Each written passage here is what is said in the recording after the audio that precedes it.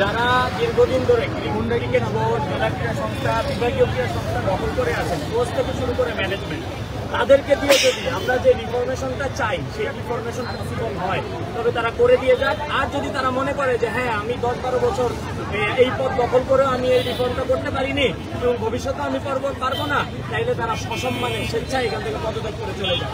যদি সসম্মানে না যায়, আমরা ক্রিকেট সমর্থকরা, ক্রিকেট প্লেয়াররা, ক্রিকেট সংগঠকরা তাদেরকে জোর করে নামাবো। যেইভাবে আমরা স্বৈরাচার পতন ঘটিয়েছি, তরুণ সমাজ, বৈষম্য বিরোধী ছাত্র জনতা সমাজ এই কর্মকর্তাদেরকে নামিয়ে তরুণদেরকে দিয়ে বাংলাদেশ ক্রিকেট বোর্ড গঠন করবে ইনশাআল্লাহ। আমরা এই মুহূর্তে দেখছিলেন যে মিরপুর স্টেডিয়াম থেকে সরাসরি লাইভে সংযুক্ত হয়েছি। আমরা দেখতে পাচ্ছি যে ছাত্ররা কিন্তু আজকে মিরপুর স্টেডিয়ামকে ঘিরে কিন্তু তারা চেয়ারে বসে সুন্দর করে আরামায়েশে খাবে, সেটা তো আমরা করতে পারি। আমাদের টাকায় চলে, আমাদের টাকায় চলে, আমাদের টাকায়, আমাদের ট্যাক্সের টাকায় আমাদের বিস্কুট অনেক কিছু চলে।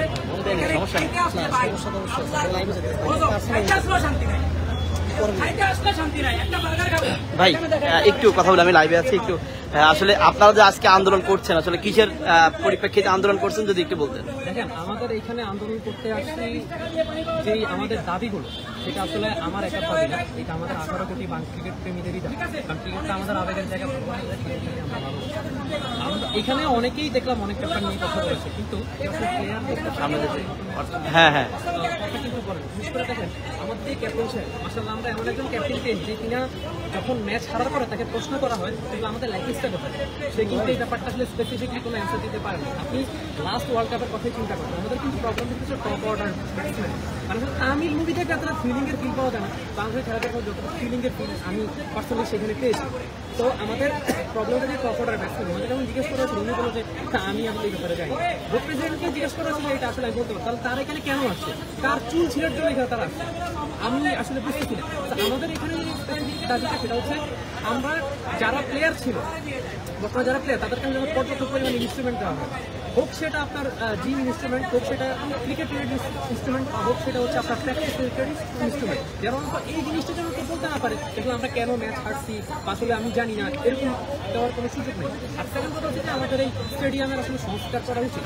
আপনি সিলেটের গত বিপিএলে দেখবেন যে সিলেটের যে স্টেডিয়ামে খেলা হয়েছিল সেটা তো আপনি কিছু পাঁচ দিয়ে তারা হচ্ছে স্কোর করছে, এটা কেমন, এটা একেবারে আমাদের এরকম একটা মানে ইন্টারন্যাশনাল একটা প্রিমিয়ার লিগের একটা খেলা। আমি পাশে যে ভারতের কথা চিন্তা করেন, তারা যখন আইপিএল অ্যারেঞ্জ করে মানে জিনিসটা দেখতেই তো অনেক সুন্দর লাগে, same PSL Pakistan premier league. তো আমাদের এই ক্রিকেটের এই যে স্টেডিয়াম সংস্কার করছি, আমাদের এই মিরপুরের যে স্টেডিয়াম সেটাও আচ্ছা, অনেকেই বলতেছে যে পাপনকে আর আমরা দলে চাই না, অনেক ধরনের কথা বলছে। আসলে পাপনকে অলরেডি সেনাকে পদত্যাগ করেছে যতটুকু জানতে পেরেছি, আসলে তাকে নিয়ে কিছু বলার আছে। দেখেন, আমরা এখানে যে দাবিটা নিয়ে আসছি, এখানে আমাদের কোনো রাজনৈতিক কোনো ইস্যু নিয়ে আমরা এখানে আসি, আমরা জাস্ট একজন ক্রিকেট প্রেমী হয়ে আমরা যে সমস্যাগুলো চাই সেটা আমরা এখানে আজকে বলার জন্য এখানে আসছি। পাপন সাহেব আজকে অনেক বছর ধরেই ক্রিকেটের বোর্ড প্রেসিডেন্ট হয়ে আছেন, তো উনি খেলা দেখছেন, পরিচালনা করছেন।